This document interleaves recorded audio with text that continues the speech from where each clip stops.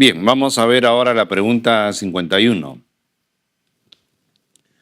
Varón de 67 años presenta historia de estreñimiento de larga evolución y episodios breves recurrentes de dolor abdominal tipo cólico. A la fecha está asintomático. Le hacen un estudio de enema varitado, hay enfermedad diverticular del colon, múltiples divertículos en el sigmoides. ¿Cuál sería el tratamiento más apropiado en este caso? ¿No? Hay estreñimiento, episodios breves de dolor abdominal, le diagnostican divertículos y entonces en este caso vamos a concluir de que es diverticulosis. Esto es una diverticulosis. ¿Y cuál es el tratamiento de una diverticulosis en que es asintomático? Solo medidas generales.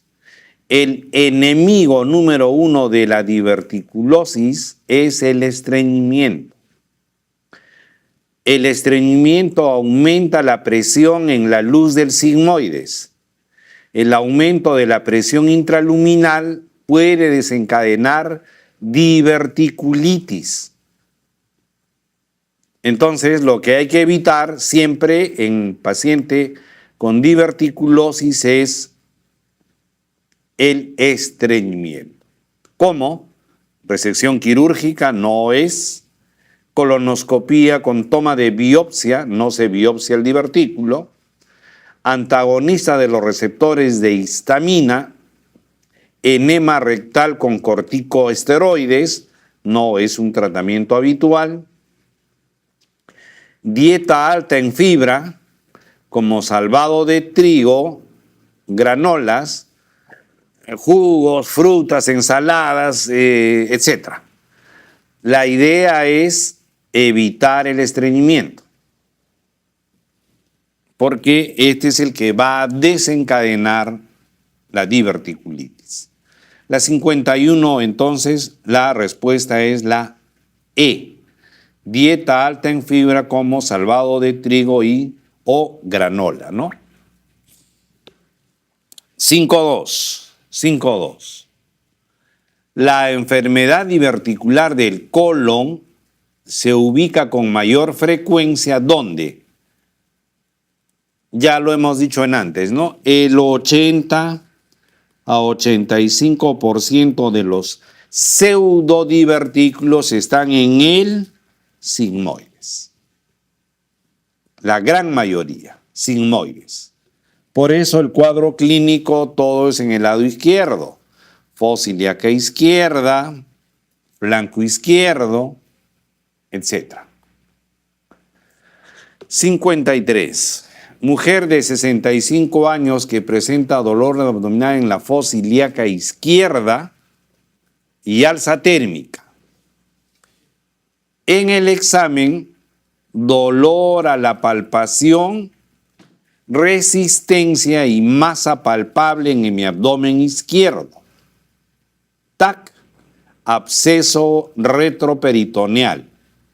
Según la clasificación de Hinchey, ¿a qué tipo de diverticulitis corresponde? El Hinchey 1, 1A, 1B. El 1A es un flemón en el meso, es local.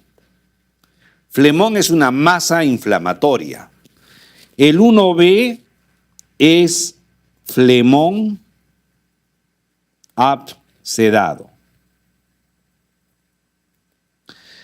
El 2 es colección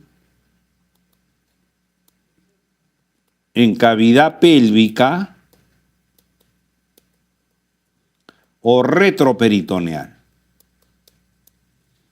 La 3, peritonitis generalizada. Y la La 4, peritonitis fecal. Ahí tienen la clasificación. Por lo tanto, esto es un Hinchey 2, cuyo tratamiento es solo drenaje percutáneo o laparoscópico. 54. Mujer de 60 años que desde hace 5 días presenta dolor abdominal acompañado de sensación de alza térmica y estreñimiento de 7 días de evolución. Examen: presión 100/60, frecuencia cardíaca 110, temperatura 38.7, saturando 95%. Abdomen doloroso a predominio de la fosa ilíaca izquierda. Se palpa masa dolorosa de 5/4 con signo de Bloomberg positivo, rebote positivo. Leucocitosis de 16.000 con 6% de abastonados. TAC, absceso pélvico en fosa ilíaca izquierda de 100 cc. Se diagnostica diverticulitis Hinchey 2. ¿Cuál es el manejo terapéutico más adecuado?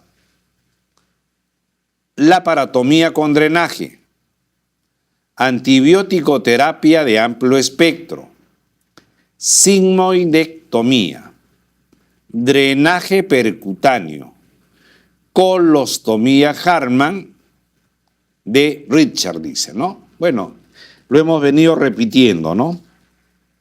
El drenaje percutáneo es de elección en el Hinchey 2. Drenaje percutáneo. 55. La colección pélvica de secreción purulenta en un cuadro clínico de diverticulitis complicada, ¿a qué estadio corresponde según la clasificación de Hinchey? Hemos dicho, lo acabamos de decir, es absceso pélvico o retroperitoneal.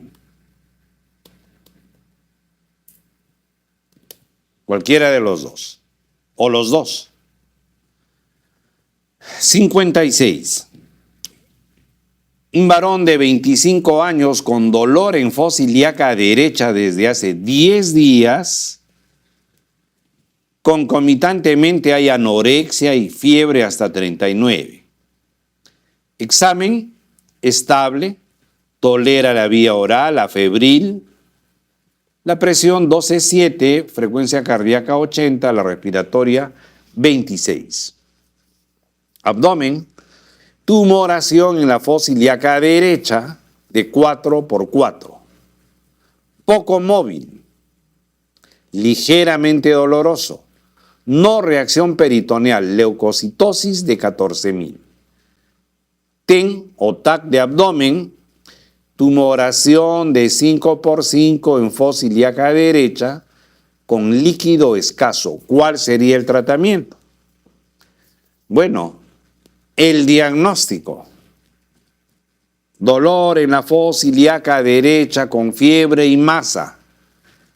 Tantos días, esto es un plastrón apendicular.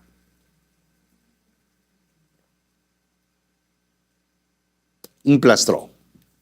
¿Cuál es el tratamiento del plastrón? Se los dije anteriormente, ¿no? Si es abscedado, drenaje percutáneo laparoscópico. Si no, es solo manejo médico, donde a la cabeza del manejo médico está la antibiótico terapia, ¿no? La antibiótico terapia. Y en este caso, todo el cuadro clínico obedece a un plastrón que no está complicado, no está abscedado. Funciones vitales estables, no hay, tiene fiebre, es factible que tenga fiebre, no hay reacción peritoneal. 57. En el diagnóstico de apendicitis aguda, ¿cuánto es el valor que corresponde al dolor a la palpación en la fosa ilíaca derecha de acuerdo a la puntuación de Alvarado? Miren, los que han leído puntuación de Alvarado inmediatamente anulan la A y la C, porque no hay ningún elemento de la puntuación que tenga 3 o 4. O es 1 o es 2. Y 2 es justamente el dolor en la fosa ilíaca derecha. Y el otro que tiene 2 es la leucocitosis, ¿no? La leucocitosis. Dentro de estos criterios de Alvarado hay 2 puntos que tienen, valga la redundancia, 2 parámetros que tienen 2 puntos. Dolor en la fosa ilíaca derecha y leucocitosis. 58. Un varón de 86 años que hace 96 horas presenta dolor abdominal en el cuadrante inferior derecho. Dolor en la fosa ilíaca derecha, asociado a náuseas, sin vómito e hiporexia. La presión 12,6, temperatura 37,5, la frecuencia cardíaca en 100, saturando 96%. Abdomen, dolor a la palpación en la fosa ilíaca derecha, con signo de McBurney negativo, signo de Bloomberg negativo, hemograma 10.000 leucocitos, 8% de abastonados. ¿Cuál es la conducta a seguir? Dice. ¿Cuál es la conducta a seguir? Apendicectomía, antibiótico terapia y observación, tomografía abdominal con contraste, ecografía abdominal, resonancia magnética. Miren, este cuadro de 96 horas, fosa ilíaca derecha, pero miren, con todos estos días, la presión está normal, temperatura 37,5, taquicárdico sí, pero no desatura. Hay dolor en la fosa ilíaca derecha con McBurney negativo, Bloomberg negativo, pero hay dolor en la fosa ilíaca derecha. Hemograma, límite superior 10.000. Ojo, 8% de abastonados, tiene 800 abastonados, es una desviación izquierda. ¿Y cuál es la conducta a seguir? Lo correcto es realizar una tomografía abdominal con contraste, ya que McBurney negativo, Bloomberg negativo hacen dudoso el diagnóstico. Y el mejor estudio gold estándar para apendicitis aguda es la tomografía abdominal. Es la tomografía abdominal, gold estándar para diagnóstico de apendicitis aguda. 58, la C entonces. Mujer de 59. Mujer de 35 años que es operada con el diagnóstico de apendicitis aguda. En el acto operatorio se encuentra una tumoración dura, amarillenta de 2,5 centímetros, circunscrita en la base del apéndice. ¿Qué es causa de la inflamación? ¿Cuál es la operación indicada? Solo apendicectomía, ileostomía, hemicolectomía derecha o resección del colon ascendente. Bueno, esta paciente ha tenido un cuadro de apendicitis, pero hay una tumoración dura, amarillenta de 2,5 en la base. ¿Eso qué es? Un tumor carcinoide. Es un tumor carcinoide. El tumor carcinoide solo apendicectomía si menor de 2 centímetros en la punta del apéndice y no haya compromiso ganglionar. Solo apendicectomía. Colectomía derecha, si es mayor de 2 centímetros, si está en la base y si tiene compromiso ganglionar, ¿no? Compromiso linfático en el mesoapendicular. Ahí va a hemicolectomía derecha. O sea, mayor de 2 centímetros en la base, que tenga compromiso linfático, donde en el mesoapendicular o en los ganglios del mesenterio. Estas 3 condiciones va a hemicolectomía derecha. 59, la C entonces, la C. 60.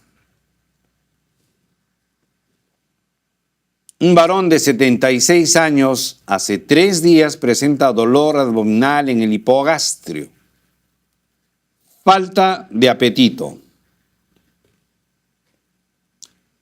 deposiciones líquidas, 2 cámaras por día, y dificultad para caminar. Al examen la presión es 100/70, la temperatura es 37 grados, la frecuencia cardíaca es 95, la respiratoria 25. Abdomen doloroso, la palpación profunda en mi abdomen inferior, con McBurney dudoso y Bloomberg positivo, 2 cruces. Laboratorio 8500 con 10 abastonados. Ecografía, líquido libre aproximadamente 300 centímetros cúbicos en el Douglas. Es varón. El varón no tiene Douglas. El varón tiene el espacio vesicorrectal. El espacio de Douglas es el útero rectal. Así que eso está mal empleado que se diga Douglas. ¿Qué solicitaría para llegar al diagnóstico? Si tiene McBurney dudoso, ¿no? Y nos piden cuál es el mejor método de imagen para diagnóstico de apendicitis aguda. Ya lo hemos dicho varias veces, ¿no? La tomografía con contraste. Tomografía con contraste. 61 entonces la A. Perdón, la 60 la A. 61. Un varón de 25 años acude a emergencia por dolor desde hace 12 horas en mesogastrio de tipo cólico e irradiado a la fosa ilíaca derecha. En el examen la temperatura axilar es 40 grados, la presión arterial 100/60 y la frecuencia cardíaca de 100 por minuto. Cardiovascular, ruidos cardíacos normales. Abdomen, McBurney positivo, Bloomberg positivo. Ruidos hidroaéreos disminuidos. En el laboratorio, leucocitosis de 12.000, abastonados 10%. Tacto rectal doloroso. ¿Cuál es el diagnóstico más probable? Dolor en la fosa ilíaca derecha con leucocitosis, McBurney positivo, Bloomberg positivo. Ya no hay ninguna duda para decir clínicamente que se trata de una apendicitis aguda, ¿verdad? Creo que está bien claro el cuadro clínico. clásico, podríamos decirlo. Por lo tanto, la 61 es la D. 6.2. ¿Cuál es lo más importante para el diagnóstico de apendicitis aguda en niños? Doctores, en niños y en adultos, lo más importante para el diagnóstico es la parte clínica, la anamnesis y el examen clínico, el examen físico, el examen del abdomen. Esos dos son los más importantes para el diagnóstico de apendicitis aguda. Diagnóstico clínico, examen de anamnesis y examen físico. En este caso, examen físico. El hemograma puede estar normal, el hemograma puede estar con leucopenia, generalmente leucocitosis. La proteína C reactiva es inespecífico, pero que sí indica proceso inflamatorio. La radiografía de abdomen no sirve para diagnóstico de apendicitis aguda. La ecografía, si el ecografista es bueno, podría ayudar para ver el apéndice. La gran mayoría de las ecografías a veces no ayudan para hacer el diagnóstico. Más importante es la anamnesis y el examen clínico. 6.3. Un varón de 20 años con dolor abdominal de inicio súbito que luego se localiza en la fosa ilíaca derecha. Bloomberg positivo. Dolor al traccionar suavemente el testículo derecho. No leucocitosis. ¿Cuál es el diagnóstico? Clínico. Si el dolor es en la fosa ilíaca derecha con Bloomberg positivo, la primera probabilidad, pues definitivamente es apendicitis aguda. 6.3. La C, entonces. La C. 6.3. 6.4. Mujer de 52 años, desde hace 6 meses hay dolor abdominal y alteración del ritmo defecatorio. Antecedentes: madre con poliposis adenomatosa familiar.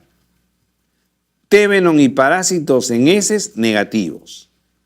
Reacción inflamatoria, leucocitos de 1 a 10 por campo. ¿Qué examen estaría indicado en una paciente cuyo antecedente es de poliposis adenomatosa familiar y ella tiene una alta probabilidad de cáncer de colon? Y el mejor examen para el cáncer de colon es, o para tumores del colon, es la colonoscopía. Es de elección para las tumoraciones del colon. Cáncer colorectal, para ser más específico. 6.5. Un paciente de 50 años que hace un mes presenta pérdida de peso, astenia, anorexia, estreñimiento y dolor abdominal inferior. Es un problema consuntivo. Pérdida de peso, astenia, anorexia, es estreñido y dolor en el abdomen inferior. En el examen hay dolor discreto en el flanco izquierdo. Colonoscopía, lesión ulcerada en la flexura esplénica del colon. Se le hace una biopsia y es un adenocarcinoma. Es un adenocarcinoma, ¿no?, en el ángulo izquierdo del colon.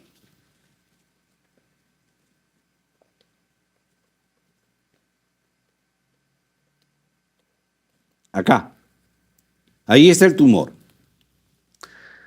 El tratamiento quirúrgico sería, pues, hacer una colectomía izquierda ampliada. ¿Qué significa ampliada o extendida? El colon derecho, doctores, el colon derecho es ciego, colon ascendente, ángulo derecho y 2/3 del colon transverso. y colon izquierdo es el tercio lateral izquierdo del colon transverso, colon descendente y sigmoides. Colectomía izquierda significaría sacar desde este tercio hasta el sigmoides. ¿Qué abarca una colectomía izquierda? Tercio izquierdo del colon transverso, ángulo izquierdo, colon descendente, sigmoides. Como el tumor está en el ángulo izquierdo, se debe hacer una colectomía izquierda ampliada o extendida. ¿Qué significa eso?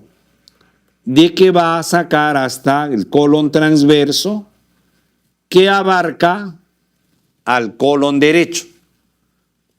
Extendida o ampliada es sacar colon transverso que pertenece al colon derecho. O a la inversa, ¿no? Si el tumor estuviera en el ángulo derecho del colon, ¿cómo se haría la operación? Colectomía derecha ampliada o extendida. ¿Eso qué significa?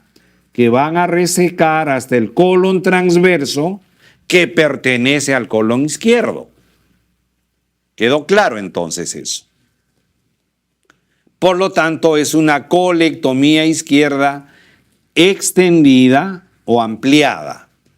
Si el tumor está en el ángulo derecho del colon, será colectomía derecha extendida o ampliada. Por lo tanto, la 6.5 es la B. 6.6. ¿Cuál es la ubicación más probable del cáncer colorectal que evoluciona con metástasis ósea, pulmonar y o cerebral en ausencia de metástasis hepática? La respuesta es con esta, miren, línea dentada. El drenaje linfático del recto mayormente va a los ganglios que siguen a la vena rectal superior, la vena rectal superior a la mesentérica inferior, a la porta, hígado. Cuando el tumor está en el tercio distal del recto, el drenaje linfático y venoso es por la vena rectal inferior a la vena pudenda interna, a la vena ilíaca interna, ilíaca común, vena cava inferior, y la vena cava inferior va a la aurícula derecha, arteria pulmonar, pulmón. Los tumores, el cáncer del tercio distal del colon, del recto, van a hacer metástasis al pulmón. Si filtra el pulmón, va al corazón izquierdo, aorta, al cerebro, a la parte ósea y etcétera, a cualquier parte. Esa es la explicación del porqué. O sea que de los 2 tercios superiores del recto van a la porta. Y la primera opción de metástasis es el hígado. Tercio distal, la primera opción de metástasis es el pulmón o los pulmones. Tercio inferior del recto.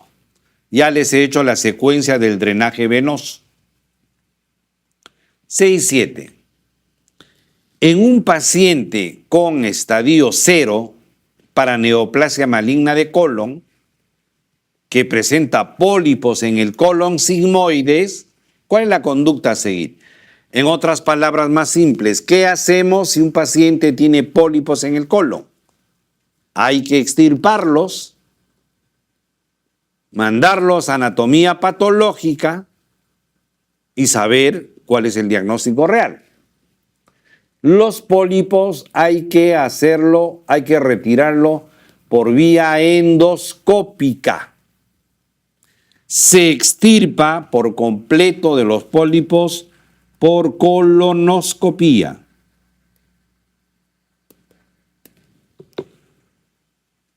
Es la manera de tratar a los pólipos. Ya dependiendo de la patología, queda ahí o se haría algún tratamiento complementario. 6.8. Un varón de 60 años cursa con dolor abdominal con cambios de hábitos defecatorios. Hay distensión abdominal esporádica. Hay pérdida ponderal, antecedentes familiares de cáncer. Examen. Abdomen ligeramente distendido. Ruidos hidroaéreos normales. Colonoscopía. Lesión tumoral de 4 por 3 centímetros que obstruye parcialmente el lumen del colon izquierdo a 5 centímetros debajo de la flexura esplénica, o sea, colon descendente. ¿Cuál sería la indicación quirúrgica? ¿No? Igual, hago el dibujo del lado izquierdo. Si el tumor está en el ángulo izquierdo, en el colon transverso que pertenece al colon izquierdo, la operación es colectomía izquierda extendida. Si el tumor está en el colon descendente o en el sigmoides, debería hacerse una colectomía izquierda o una hemicolectomía izquierda. En el derecho igual. Si está en el ciego, si está en el colon ascendente, colectomía derecha. Si está en el ángulo derecho, colectomía derecha extendida o ampliada. ¿Quedó claro entonces con este dibujo? Por lo tanto, hemicolectomía izquierda o colectomía izquierda, que es lo mismo. 6.8 la E. 6.8 la E. 6.9. Mujer de 42 años cursa con anemia, baja de peso y dolor abdominal. Colonoscopía, tumoración de 7 por 8 en el colon ascendente. Los tumores, el cáncer del colon derecho es anemizante. Por eso está con anemia. Patología, adenocarcinoma. Es intervenida quirúrgicamente realizándose hemicolectomía derecha. ¿Cuál es el examen inicial a solicitar para realizar el seguimiento posoperatorio y detectar la recurrencia de la enfermedad? A ver, cáncer en este caso de colon. En el preoperatorio, para el estadiaje médico, TAC, tóraco, abdomino, pélvico. Es lo que hay que hacer para saber si hay metástasis o no. Operado, posteriormente, para hacer el seguimiento, TAC con contraste. Para ver qué ganglios crecidos mayores de 1 centímetro, ascitis, metástasis, TAC, tóraco, abdomino, pélvico. Para saber si hay metástasis pulmonar, abdominal o pélvico. Entonces, en el preoperatorio y en el posoperatorio es la tomografía el que se va a usar para el seguimiento del paciente, sobre todo en el posoperatorio, para detectar recurrencia ganglionar o implante en otro lugar del tumor o metástasis a distancia. 70. ¿Cuál es la vía de propagación más frecuente del cáncer colorectal? Cáncer gástrico, linfático. Linfático. Cáncer de páncreas, linfático. Cáncer colorectal, linfático. Cáncer gástrico, linfático. El segundo, vascular. Este es el segundo. Este es el primero. Y el tercero, por contigüidad. Primero es linfático, segundo es vascular, tercero es por continuidad. Es decir, está pegado el estómago al colon transverso o un asa intestinal delgado pegado al colon ascendente o descendente, en la que puede estar incluido en la tumoración. Linfática, entonces. 70, la C. 7.1. Un varón de 40 años con diagnóstico de obstrucción parcial del intestino delgado, ¿cuál es el tratamiento inicial? Parcial. Laparotomía exploradora, administración de gastrocinéticos, sonda nasogástrica y rehidratación, resección intestinal con anastomosis o reposición hidroelectrolítica. Dice, ¿cuál es el tratamiento inicial? En antes hemos visto una pregunta que la respuesta era la hidratación, ¿no? La hidratación. Insisto de que la primera medida es la hidratación, la reposición hidroelectrolítica. Y aquí en la C dice sonda nasogástrica y rehidratación. Indudablemente, cuando dicen inicial, lo primero es una reposición hidroelectrolítica, de acuerdo a la pregunta anterior que también ya la hemos resuelto. Y aquí dan como respuesta, 2018, sonda nasogástrica y rehidratación.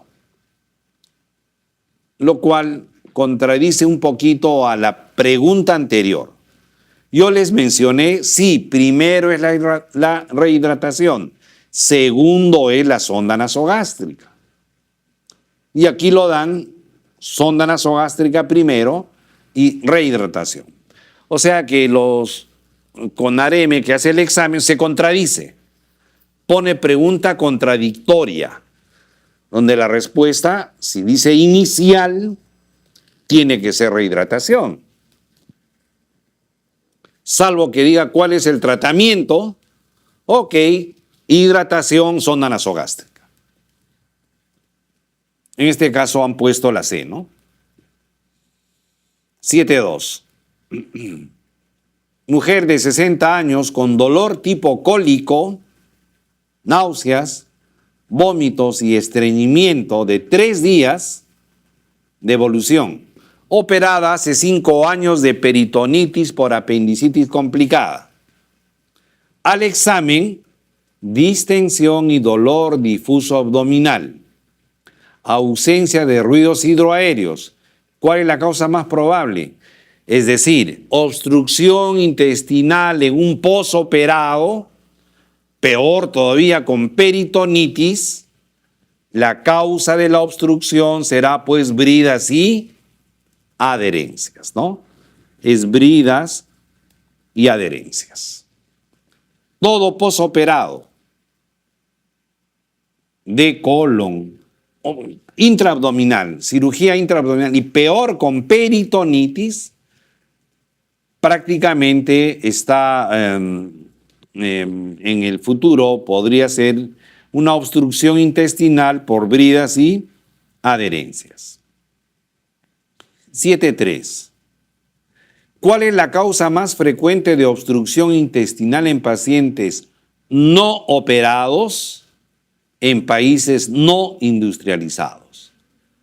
Entonces, con la pregunta anterior y con esta pregunta, primero decimos, ¿cuál es la causa de obstrucción intestinal más común?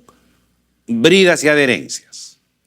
¿Cuál es la bridas y adherencias? ¿Cuál es la segunda? Hernias.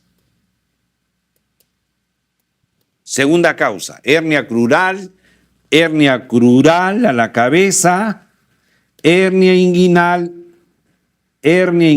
indirecta. La directa no suele hacer obstrucción intestinal, la indirecta sí. Esa sería la explicación, ¿no?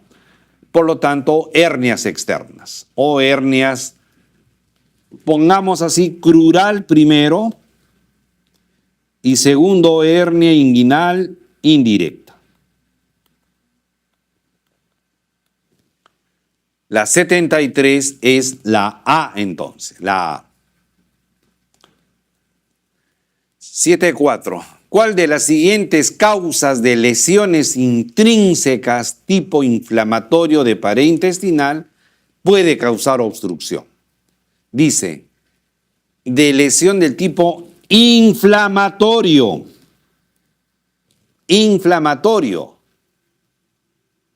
Diverticulitis, invaginación no es inflamatorio, malrotación no es inflamatorio.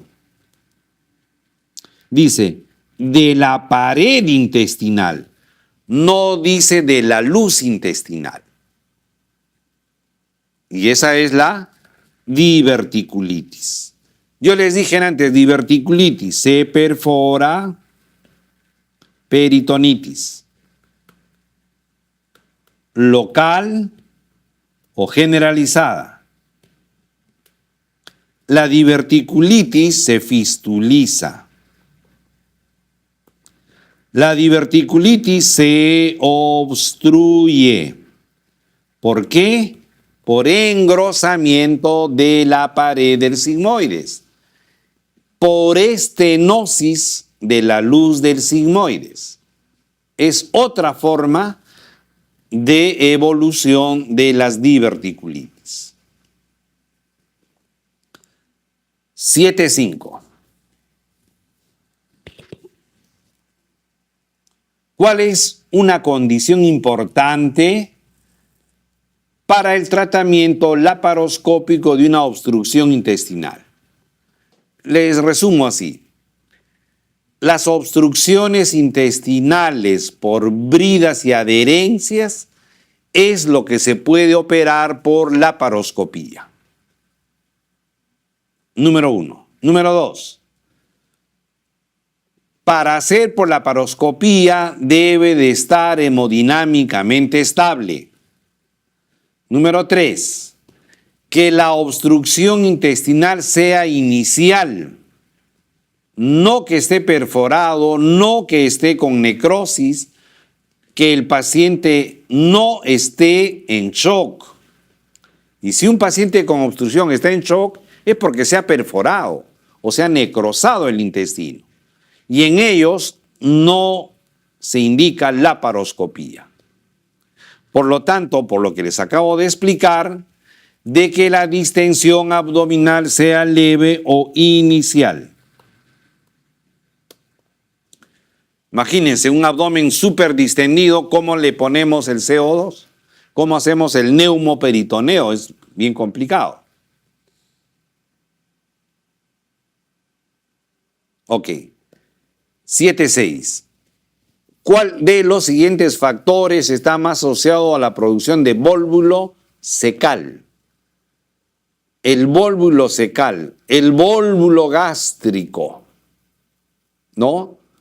Se dan básicamente por alteraciones de hay una mal rotación. Va a haber una mal rotación. Vólvulo de ciego, vólvulo de estómago. Mal rotación. 76 entonces, la E. 76. 77.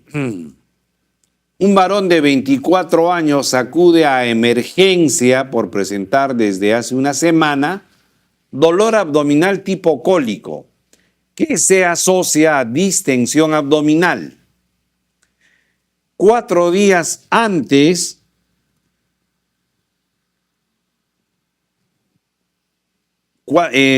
me dice el doctor Carlos Eduardo, en la 6.9 no sería también como seguimiento el carcinoma embrionario, sí, también es correcto, pero antes de eso es la tomografía. Es la tomografía la más importante. Bueno, volvemos a leer la pregunta. Un varón de 24 años acude a emergencia por presentar desde hace una semana dolor abdominal tipo cólico que se asocia a distensión abdominal. 4 días antes presentó vómito de aspecto bilioso, malestar general y estreñimiento. Al examen de abdomen, cicatriz de cirugía anterior en mesogastrio. ¿Qué examen solicita para confirmar el diagnóstico? A ver, ¿cómo lo resumimos? Si tenemos un cuadro de obstrucción intestinal, cualquiera fuera la causa, y en este caso, por el antecedente quirúrgico, pensaríamos en bridas y adherencias. ¿Cuál es el mejor examen que se pide para obstrucción intestinal? Ecografía, radiografía, tomografía, tránsito intestinal o colon con enema. Simplemente una radiografía de abdomen. Bueno, y un hemograma, ¿no? Y un hemograma. Por lo tanto, el mensaje es: cualquier cuadro de obstrucción intestinal, cualquier causa, lo primero que hay que hacer es una radiografía de abdomen simple de pie para completar los signos de obstrucción intestinal. 77, entonces, la B. 78. ¿Cuál es la malformación anorrectal más frecuente en varones? Dice. En varones, la malformación anorrectal. Dice, fístula recto-uretral prostática. O sea que del recto hay una fístula a la uretra prostática. Fístula recto-uretral vulvar. O sea, de una fístula del recto a la uretra que está en el pene. Fístula cutánea perineal, ano imperforado sin fístula o fístula rectovesical. Entonces, la más común, es la fístula rectovesical. ¿Qué pasó?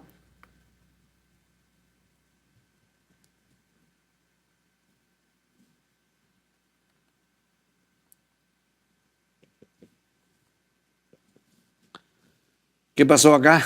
No sé qué pasó.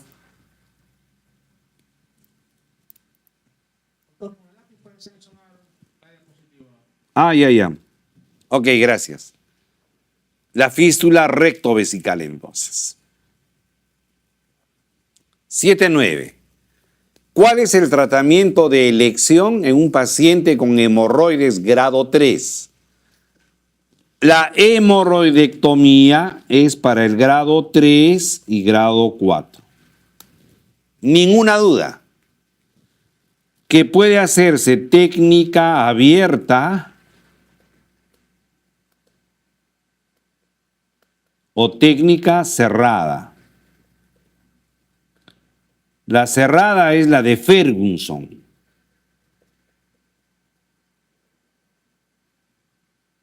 Y la abierta es de Milligan y Morgan.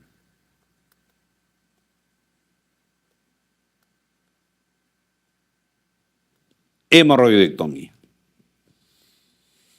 7.9. La D entonces, 7-9, la D. 80. Un varón de 63 años con pérdida de peso y astenia. Al examen, tumoración inguinal izquierda de 1.5 por 1.5 dura, poco móvil. Se le hace una biopsia a esa tumoración y sale carcinoma de células escamosas. Carcinoma de células escamosas es el CA epidermoide.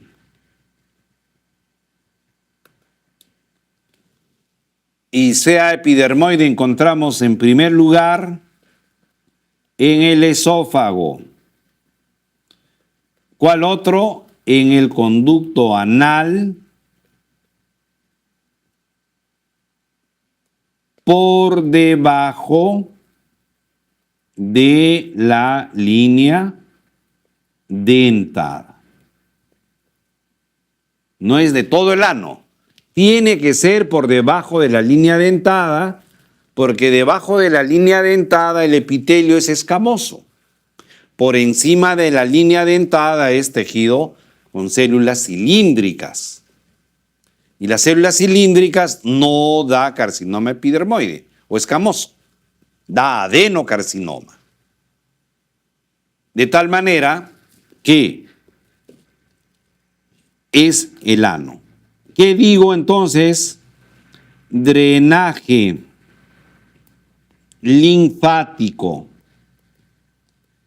del conducto anal inferior. Inferior significa debajo de la línea dentada. No es todo el ano. No es todo el ano. Aquí en esta pregunta es un poquito inespecífica. Dice ano, pero lo estoy aclarando.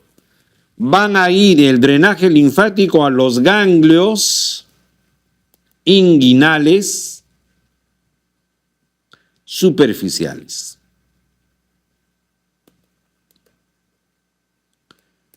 Lo que este paciente ha tenido, que en la región inguinal izquierda ha tenido estos ganglios. Se completa el concepto entonces. Conducto anal inferior, debajo de la línea dentada. 8.1. 8.1. Un varón de 40 años que hace 48 horas presenta tumoración evidente en la región perianal, progresiva e invalidante. El dolor se intensifica al sentarse, caminar y defecar. Al examen físico, tumoración flogótica y dolorosa la palpación en la región perianal. ¿Cuál es la conducta a seguir? Mejor dicho, ¿cuál es el diagnóstico de todo esto? El diagnóstico es un absceso anal.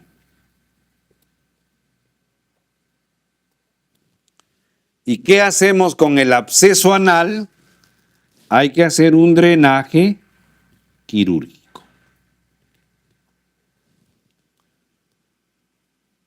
Todo el cuadro de absceso anal, tumoración dolorosa, con flogosis, etc. Drenaje quirúrgico, entonces. 81, la B. 82. ¿Cuál es el síntoma más frecuente de la fisura anal? De toda la patología anal, de toda la patología orificial, el dolor es lo más característico en la fisura anal. El dolor. ¿Y por qué el dolor en la fisura anal? La fisura anal tiene espasmo del esfínter interno.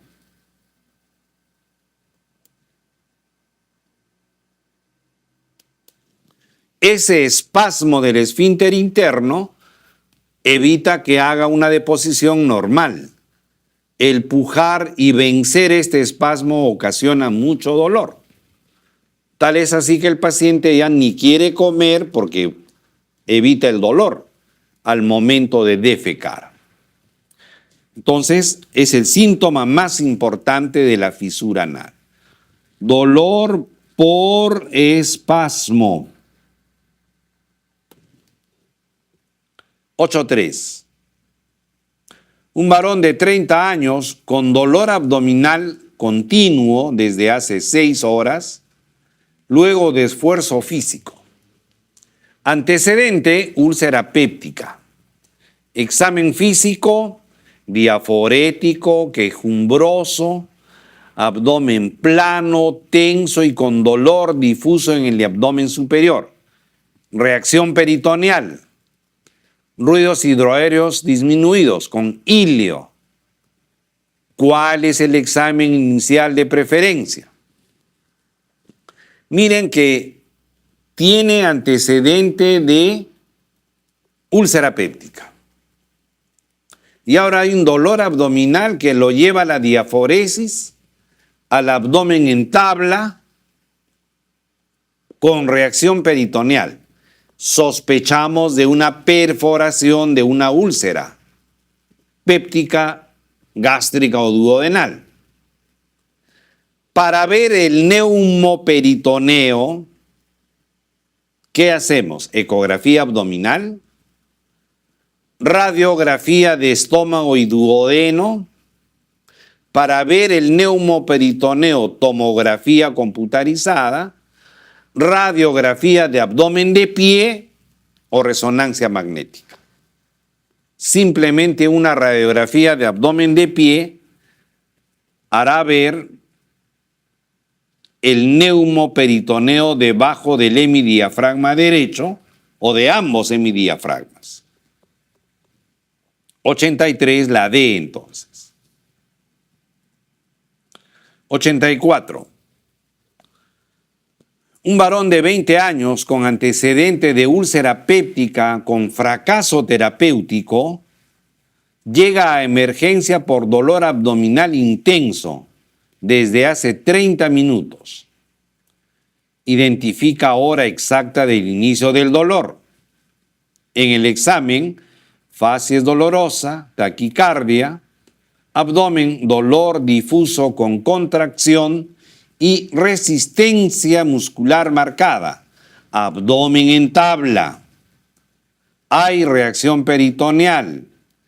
En la radiografía de tórax se ve imagen radiolúcida subdiafragmática, es decir, neumoperitoneo.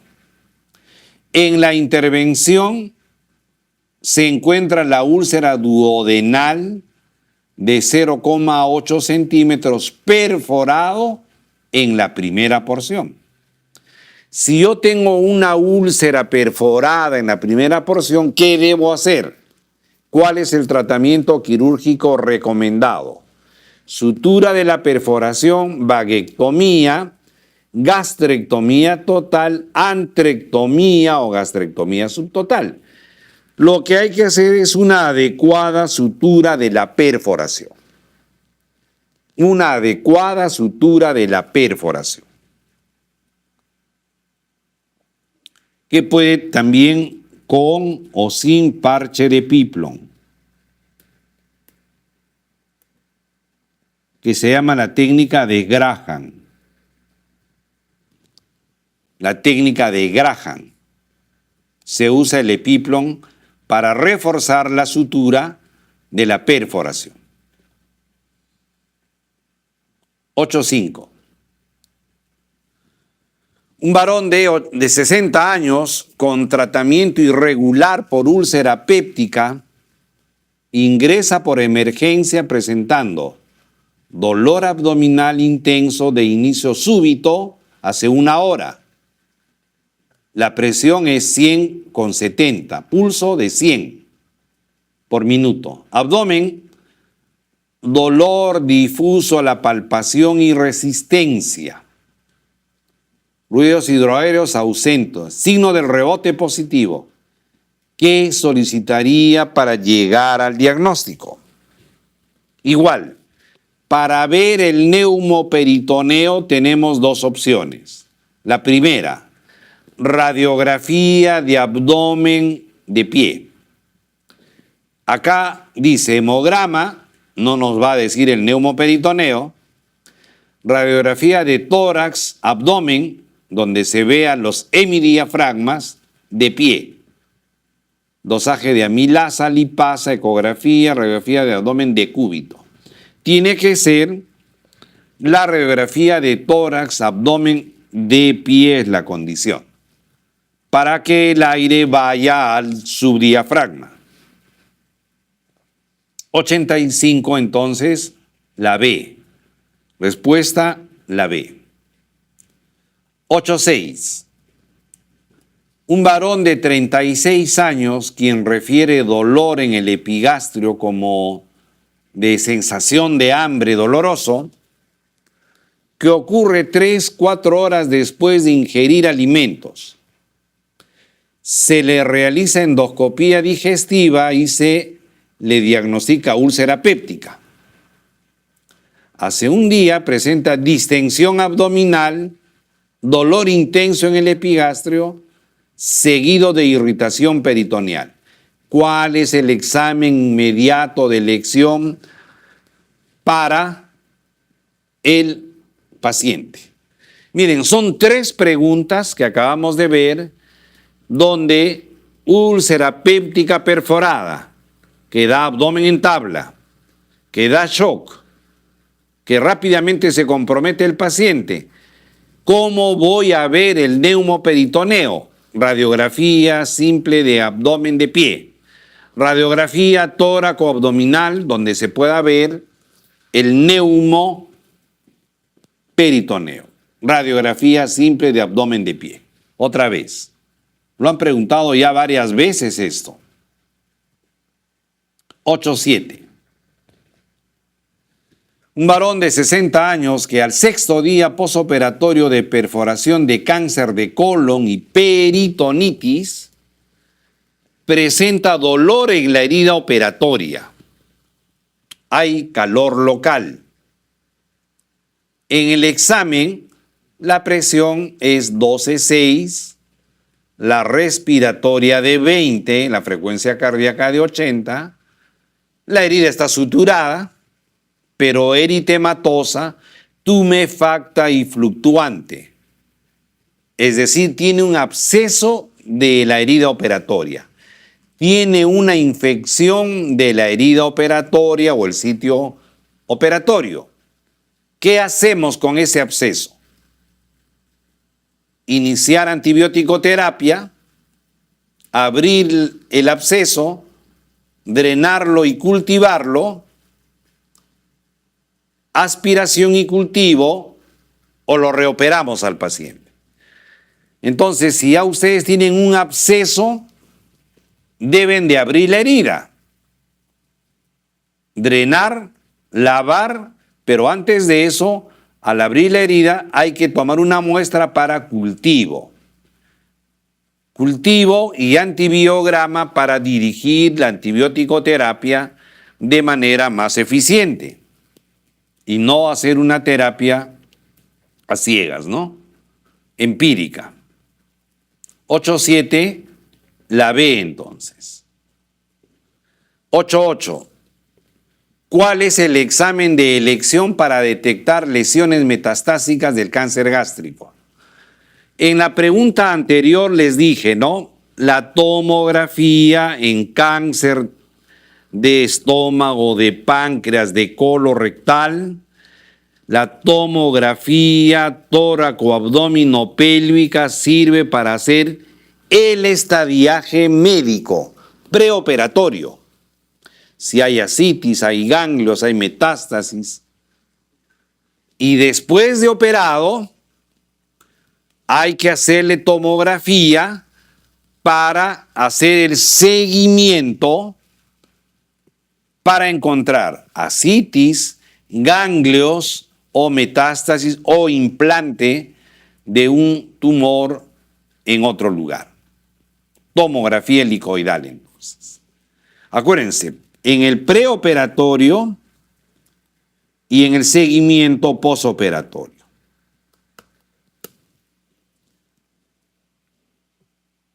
Ocho nueve. ¿Cuál es el tratamiento quirúrgico indicado para el reflujo gastroesofágico severo? Gastro, para el reflujo, la enfermedad de reflujo gastroesofágico, donde está fallando el esfínter esofágico inferior.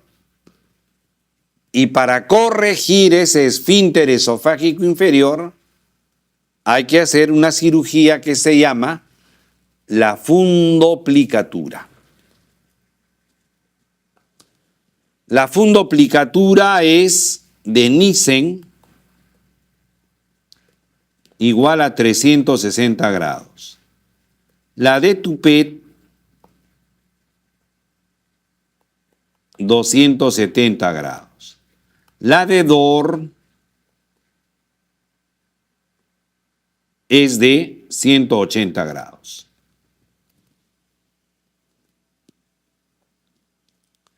Fundoplicatura. 89, la B entonces. 90. Un varón de 40 años diabético hace una semana le drenaron un absceso perianal y lo medicaron con antibióticos orales. Refiere que después de 2 días nota eritema e infección necrosante que avanza y que compromete el periné y la región genital. Concomitantemente presenta fiebre de 39, escalofríos y malestar general. ¿Cuál es el tratamiento inicial? Lo que tiene este paciente es una gangrena de Fournier o Fournier, perdón. Fournier. El tratamiento de la gangrena de Fournier es radical. Cirugía radical. ¿Qué significa cirugía radical? Debridamiento. Debridamiento. Resección de la piel necrosada, resección del tejido graso necrosado, resección del escroto muchas veces, pero ser lo más radical posible, porque de lo contrario, este paciente en 48 horas va a entrar en septicemia, en shock séptico. Debridamiento radical. 9.1. ¿Cuál es la localización más frecuente del tumor carcinoide del aparato digestivo? Creo que eso es una pregunta también muy directa, muy sencilla. El tumor carcinoide se desarrolla más en el apéndice fecal. 9.2. ¿Cuál es el lugar de perforación que sospecharía en una obstrucción maligna del colon distal con válvula ileocecal continente? Es decir, cuando hay una obstrucción intestinal, en este caso maligna, distal, ¿no? De colon distal, colon izquierdo, se obstruye y se va dilatando el colon derecho. Si no tiene solución quirúrgica, no se ha operado aún esta obstrucción, el colon derecho se va a dilatar cada vez más. Y el parámetro para hablar de perforación es el ciego, donde el diámetro del ciego mayor o igual a 8 centímetros. Si en la radiografía mido el diámetro del ciego y es 8 o 10 centímetros, la posibilidad de perforación prácticamente va a ser un hecho. Va a ser un hecho. El ciego, entonces. Dilatación del ciego mayor de 8 a 10 centímetros. indica inminente perforación. 9.3. ¿Cuál de las siguientes alternativas es factor de riesgo para colangiocarcinoma? Para el adenocarcinoma de los conductos biliares, hepatitis B, fasciola hepática, litiasis vesicular, hepatitis C, es decir, factores de riesgo para colangiocarcinoma parásitos. En nuestro medio, fasciola hepática. En otros medios asiáticos, en medios asiáticos, hay dos parásitos que viven en la vía biliar. Clonorchis sinensis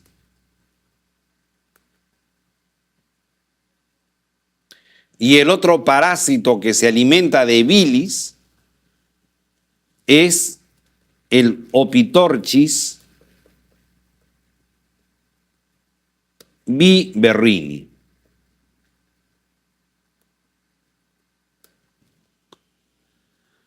Malasia, en esos países, esta es la primera causa de colangiocarcinoma. Y en nuestros medios es la fasciola hepática. Entonces la 93 es la B, fasciola hepática. 94. ¿Cuál de las siguientes sustancias presenta un incremento en su concentración sanguínea después de una hepatectomía total? Luego de una hepatectomía total, el incremento va a ser de los estrógenos. Es lo que se va a incrementar después de una resección hepática, de una hepatectomía completa, estrógenos. 94, la E entonces, la E. 95. El signo de Cullen, color azulado periumbilical, orienta el diagnóstico de qué? En todo caso, Cullen y Grey-Tarnes también. Y Grey-Tarnes. Enfermedad inflamatoria pélvica, masa inflamatoria pélvica, peritonitis generalizada, hipertensión portal o hemoperitoneo. Cullen y Grey-Tarnes, doctores, se presenta más en el hemoperitoneo, o sea, en el sangrado retroperitoneal.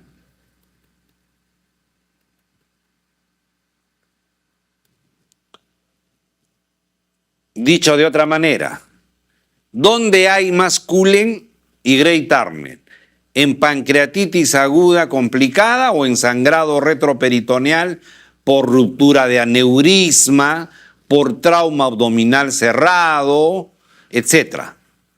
Indudablemente es en el sangrado retroperitoneal. Que haya Cullen o Grey-Tarnes en pancreatitis aguda no es frecuente. Es raro encontrar eso. Y si hay, es por una pancreatitis aguda hemorrágica. Dentro de la evolución de la necrosis pancreática, ha hecho un sangrado. Y así se puede manifestar Cullen y Grey-Tarnes. Y que sangre una pancreatitis no es frecuente. 9.5 hemorretroperitoneo entonces. 9.6. Los criterios de Ranson en pancreatitis aguda, ¿qué establecen? Complicaciones, evolución de la enfermedad, pronóstico, diagnóstico o tipo patológico. Lo que va a dar es pronóstico, ¿verdad? Pronóstico. 9.6, la C entonces. 9.7. ¿Cuál de los siguientes indica un pobre pronóstico en pancreatitis aguda? Pobre pronóstico. Glucosuria. Nivel de calcio sérico disminuido.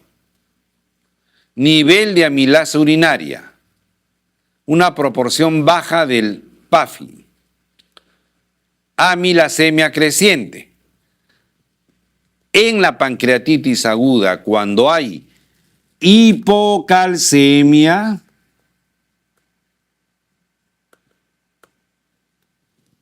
es una pancreatitis aguda severa. Y la severa tiene un peor pronóstico. Consumo de calcio en la formación de los jabones que se da en el peritoneo. Niveles de calcio sérico disminuido. Hipocalcemia. Es un factor de mal pronóstico. 97 la B entonces. 98. ¿Cuál de los siguientes estados clínicos en una pancreatitis aguda tiene indicación quirúrgica? Tiene indicación quirúrgica, doctores, aquellas pancreatitis que son necróticas e infectadas.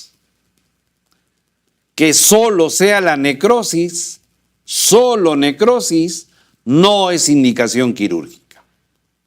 Debe de ser necrosis pancreática infectada. ¿Cómo voy a saberlo? Que haya aire peripancreático. 2.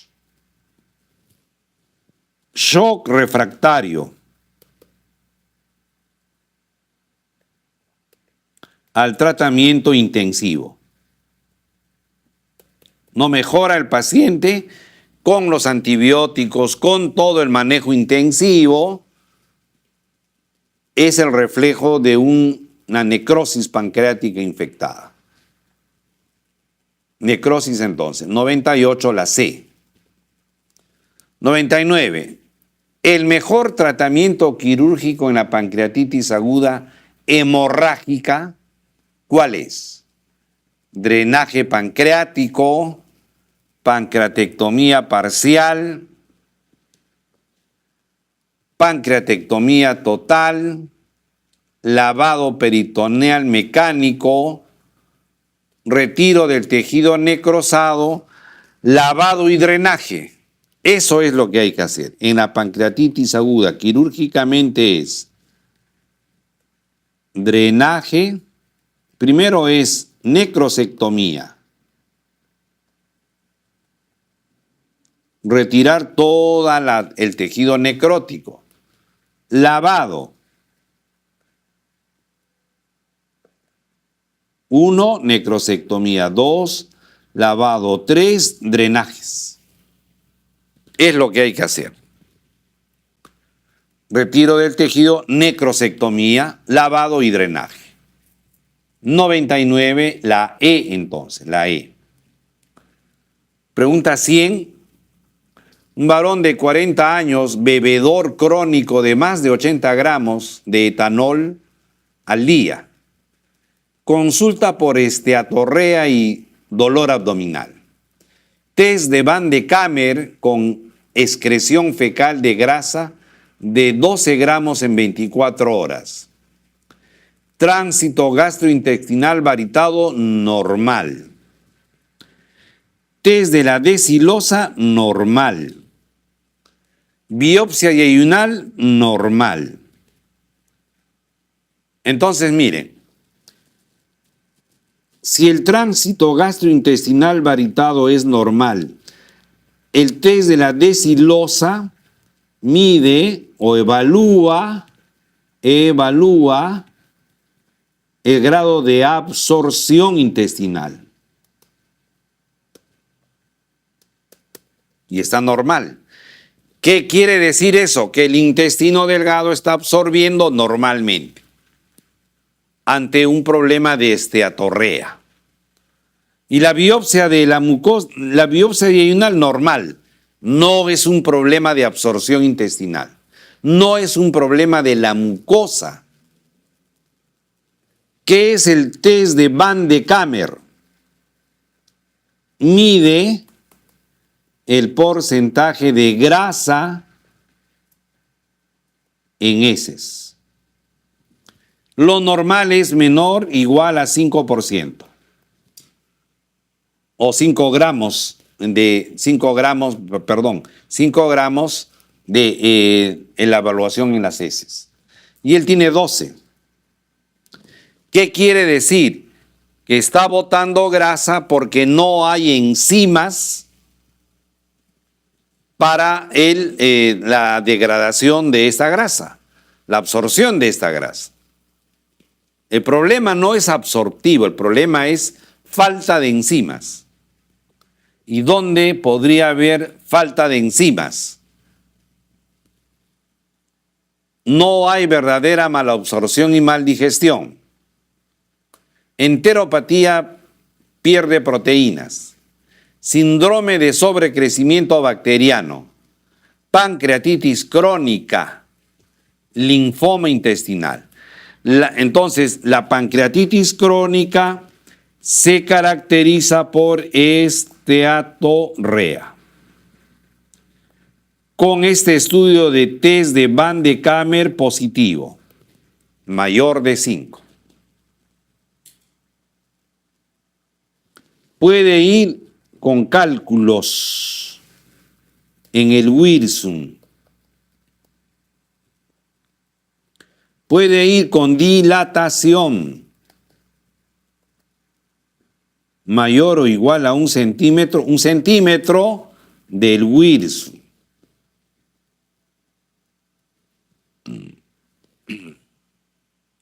La 100, la D entonces. 101. Si en la CEPRE practicado a un alcohólico crónico activo se demuestra dilatación irregular del conducto de Wirsum y amputación de sus ramas, ¿qué sospecharía como primera opción? Lo acabo de decir, dilatación del Wirsum en pancreatitis crónica. Cálculos en el Wirsum, pancreatitis crónica. Esteatorrea, pancreatitis crónica. 102. Mujer de 55 años con diagnóstico de pancreatitis aguda grave, en la cual se sospecha de necrosis y se considera que la intervención está indicada. ¿Entre qué semanas se debe realizar el drenaje percutáneo? Hemos dicho que una pancreatitis aguda necrótica infectada debe hacerse drenaje lavado a partir de la cuarta semana. Cuarta semana. Y aquí ponen dos alternativas, 7, 8, 6, 7, 1, 2, de 3 a 4 semanas. Pero en realidad es de 4 semanas. La 102, D entonces, D. 103, diabético de 58 años con dolor abdominal de 6 días de evolución que se acompaña de náuseas y vómitos biliosos. Al examen, la presión 100/60, la frecuencia cardíaca es 110 por minuto, la temperatura, perdón,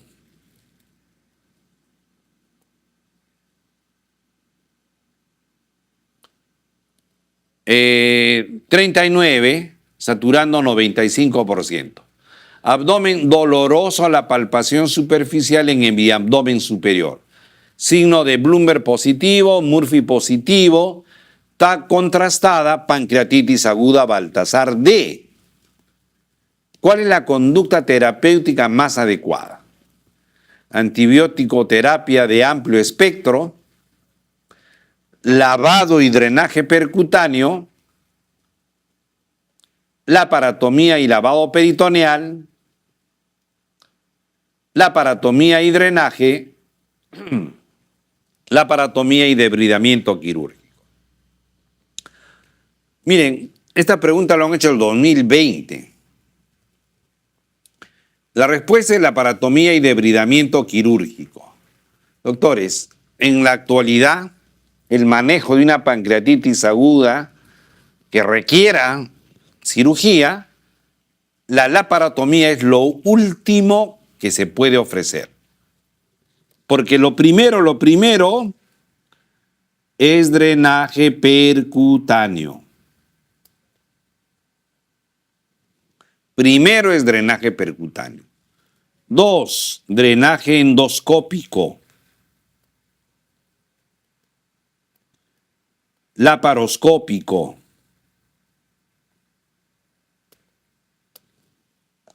O por vía lumbar también.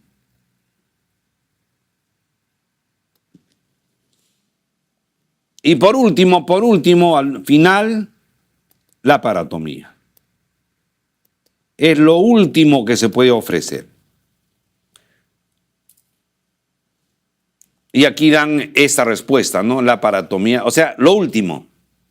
No es lo primero que hay que hacer ahora, es lo último que hay que hacer. 103, la E. 104. ¿Cuál es la complicación más frecuente después de una colangiopancreatografía? De una CEPRE. Primero, la pancreatitis aguda. Segundo, la hemorragia. Tercero, la perforación.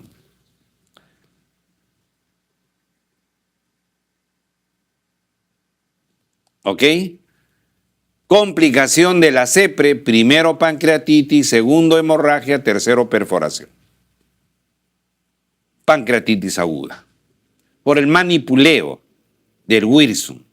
A veces la guía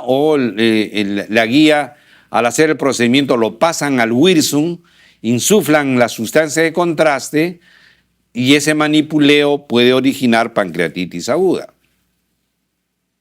104, la A entonces. 105. Paciente lleva 8 semanas en observación por un pseudoquiste pancreático. ¿Cuál es la actitud terapéutica? Drenaje percutáneo, drenaje quirúrgico interno, somatostatina intravenosa, secreción vía oral, es drenaje percutáneo. Drenaje percutáneo, primera opción. Paraplastrón apendicular abscedado. Drenaje percutáneo, primera opción, pancreatitis aguda necrótica infectada. Primera opción, tratamiento de pseudoquiste pancreático.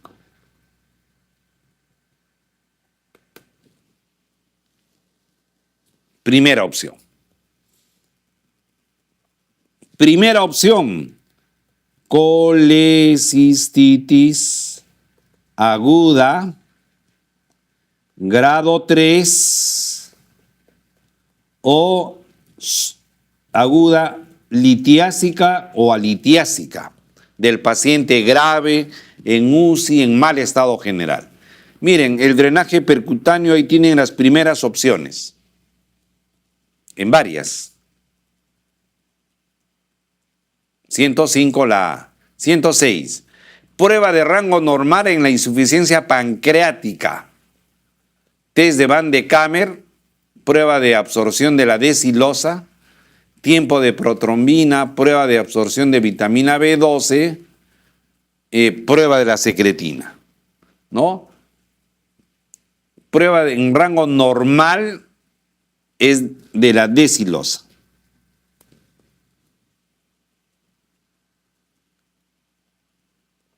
...106 la B.